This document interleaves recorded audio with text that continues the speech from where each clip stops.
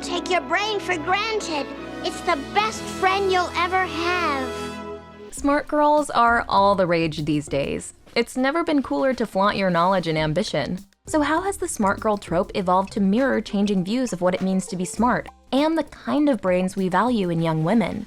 If we look at the brainy girl character type in movies and TV, we see some common patterns. She's an academic whiz whose reputation for getting good grades precedes her. You were in my English class last year, right? You're that chick who got an A. She's ambitious, often an overachiever, and a career woman in the making. So, what did everyone do today? Appointed a Supreme Court Justice? Because of her strong sense of self and pride in her high IQ, she can come off as uptight, haughty, or intolerant of people who aren't as smart. Honestly, don't you two read? Her scrutinizing nature sometimes makes her feel apart from others. I actively work to make people dislike me so I won't feel bad when they do. And for a while, she might try to flee her smart girl persona in an attempt to fit in. You're our best mathlete. Oh God, please don't say that word. Sometimes she can be spotted wearing the ultimate brainy girl accessory, glasses. Hey, my glasses! I can't see without them! And there's a symbolic significance to this stereotypical costume. The smart girl can see things that others can't. This is both a special gift and a burden. At her worst, she's crippled by overanalyzing everything and bogged down in insecurity. You outsmart yourself. Sometimes I wish I wasn't so smart.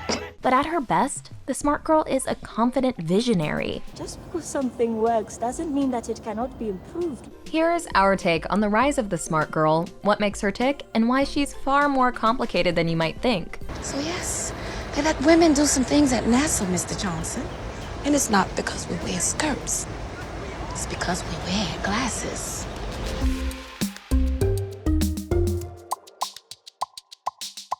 This video is brought to you by Brilliant, a problem-solving website that helps you think like a scientist by guiding you through fun, interactive courses in math, science, and computer science. Brilliant has science courses on everything from special relativity to chemical reactions. Click the link in the description below, brilliant.org/thetake, to sign up for a free account now. The first 200 people that go to the link will get 20% off an annual premium subscription.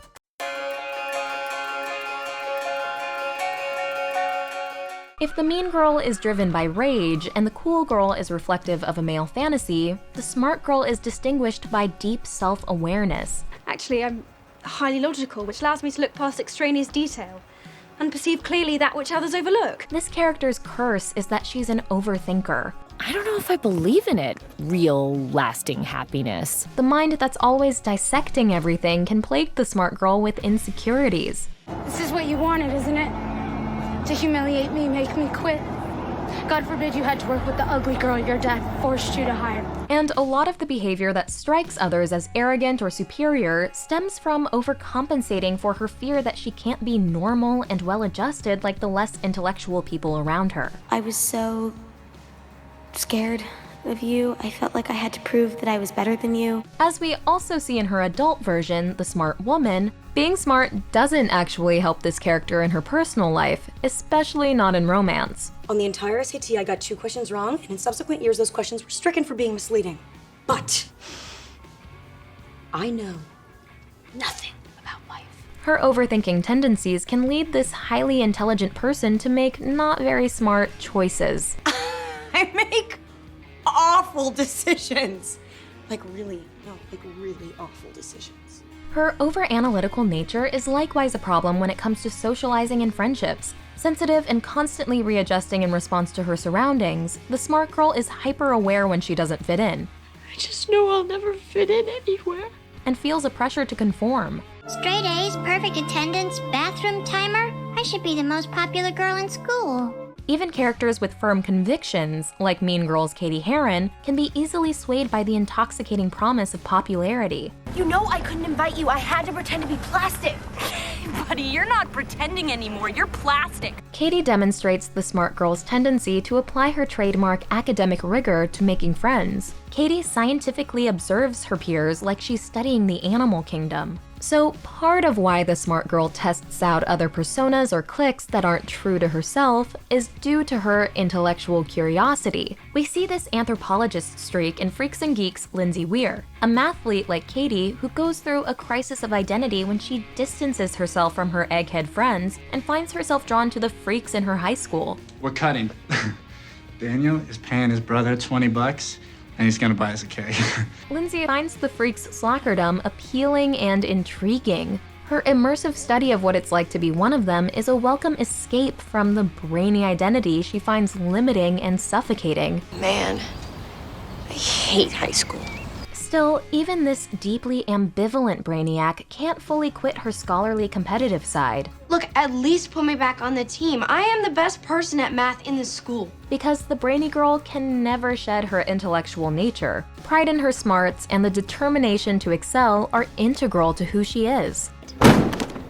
I checked this out weeks ago, forbidden light reading. For all her overthinking-induced insecurities, deep down the smart girl has a foundation of confidence that comes from knowing she's brilliant. There's nothing more empowering than having faith in your own mind and point of view. And this is why, when it comes down to it, this clever girl is tough, with a thick skin. Harry Potter's resident smart girl, Hermione, who embodies the smart girl's trademark mix of confidence and insecurity, is, according to star Emma Watson, never afraid to take control of a situation or be the brains behind anything. She says what she thinks and doesn't hold back. You're saying it wrong.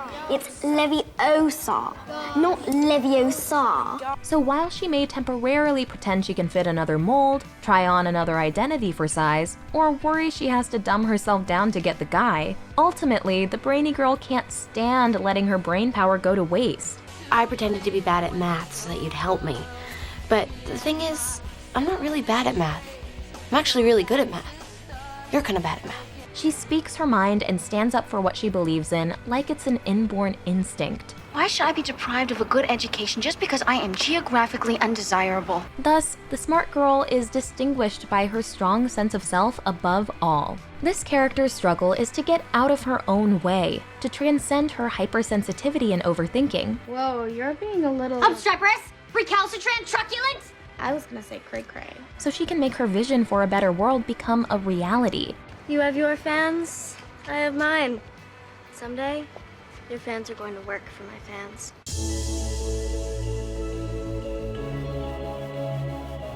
The smart girl is a reflection of her era. She reveals what her culture considers to be smart and its attitude toward intelligence, especially in women.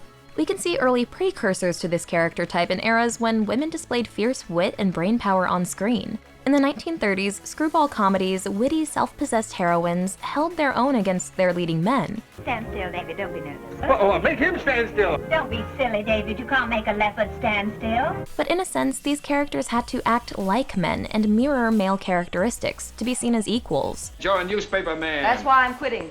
I want to go someplace where I can be a woman. You mean be a traitor? The femme fatales in film noirs of the 1940s and 50s used their feminine wiles and extreme intelligence to tempt men down a dark path, implying there was something dangerous about a woman being too smart.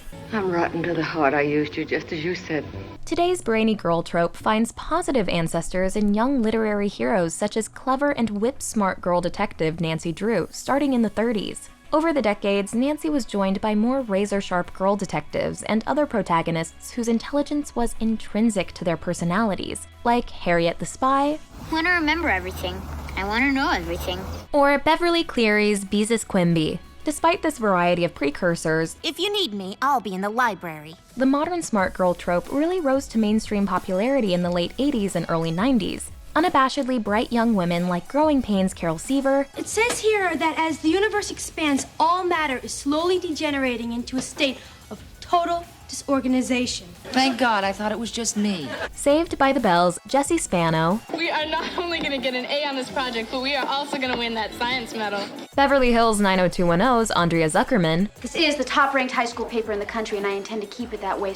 Wow, you are intense. And Lisa Simpson owned their mental gifts and asserted their academic superiority. I pick up books like you pick up beers. Then you have a serious reading problem. The empowered brainy girl of this era can be seen as a response to 80s teen movies, which had glorified the male nerd stereotype. I'm a nerd, and I'm pretty proud of it. Girls in those same films could be depicted as smart and put together. You're doing extremely well in your courses, and I think your chances of getting a scholarship are excellent. But weren't explicitly valued for their academic prowess. After all, when the Breakfast Club dissected the high school class system, the girls were relegated to two categories: a princess or a basket case.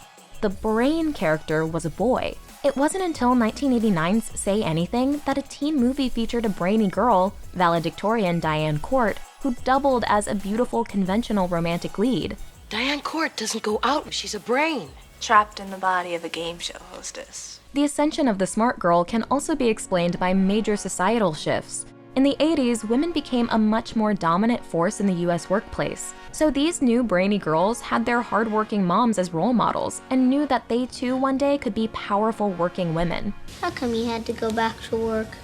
I didn't have to, Ben. I wanted to. Thus, career ambition is a key part of the smart girl from the 80s on. This makes her inspirational, but it can also be exhausting. No stories, no time, SATs. She frequently puts herself under so much pressure that she cracks. I'm scared. This overachiever is plagued by an obsessive pursuit of perfection and a competitive streak, as she's driven to prove she's the best. I have 699 A's. I need one more. Give me the A, Feeny. Starting in 2000, Gilmore Girls gave us two contrasting examples of this ambitious smart girl. What did you get? That's personal. Why won't you tell me? Because it's none of your business. Sweet Rory's identity is wrapped up in going to Harvard. I can't believe it. I'm actually standing outside of Harvard. But Paris is a much more extreme type A straight A student who will stop at nothing and step on anyone on her way to the top. She's got a C average, which means she's either lazy or stupid. I can work with either. Alexis Bledel, who played Rory, said, "As the years went by on Gilmore Girls, I noticed that Rory was kind of like an idealized product of the show's imagination, because she was really perfect in a lot of ways, which started to annoy me a bit." So these comments back up the idea that ruthless, combative Paris is perhaps more true to the smart girl character type. I'm just dealing with the usual incompetence around here, that's all. To be fair, there's a good reason why smart girls have long stressed about being flawless. They had to outperform males to be taken seriously. The company needs a man in this position. Clients would rather deal with men when it comes to figures. I lose a promotion because of some idiot prejudice. Spare me the women's lib crap, okay? Still, as she grows up, the smart girl benefits from learning to accept the occasional failure or slightly less than ideal result in order to become a more self-assured, mature individual. In the 90s, third-wave feminism begat Riot Girl, a movement that encouraged teens and women to advocate for their bodies and their rights, and recognize the systems of oppression that didn't work in their favor. Haven't you ever heard of the women's movement? Well, sure. Put on something cute and move it into the kitchen. And as the 90s progressed, brainy girls were earnest and socially conscious, not afraid to question authority, rattle the status quo. Isn't that just pointless busy work? Bullseye. Get cracking. Or challenge the patriarchy. May I remind you both that we are girls. We are not foxes, not chicks, nor any other cute little animal you boys like. You understand? Sure, kitten. Even though this character is most identified with her bookishness, if you think about it, that old school smart girl who's merely academically driven is based on a narrow, traditionally male idea of intelligence. Over time, the smart girl character type has added more dimensions to her braininess. She might be creative instead of purely interested in logic and facts. I'll be unappreciated in my own country, but my gutsy blue stylings will electrify the French. Or may have found humane, empathetic outlets for her talents.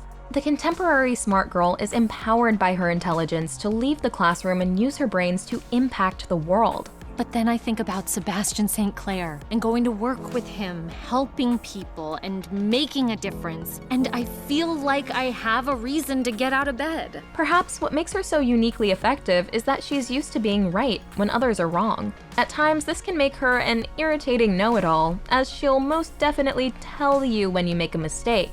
I'm naturally inquisitive. Yes, which is also sometimes confused with being naturally obnoxious here. But it also means she's used to trusting her instincts and her own far-seeing brain. She can envision the world's future problems and solutions and believe in her insights, even when others take a while to catch up. You are teaching me. What do you know? More than you. So it's no surprise that many of today's renowned real-life smart girls are entrepreneurs or activists who enact the change they want to see in the world. You must fight others, but through peace and through dialogue and through education.